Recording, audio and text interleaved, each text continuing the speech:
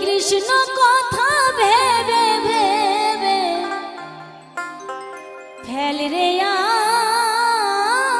আখি জল। স্বামীর জন্য, সন্তানের জন্য, স্ত্রীর জন্য, আত্মীয় স্বজনের জন্য কেঁদে কোনো লাভ নেই। যার জন্য কাঁদার দরকার তার জন্য কাঁদতে হবে। তাই তো বলছেন পদকর্তা, ও মনে ময়না, ও মনে ময়না, ময়না ময়না, একবার কৃষ্ণ কথা বল।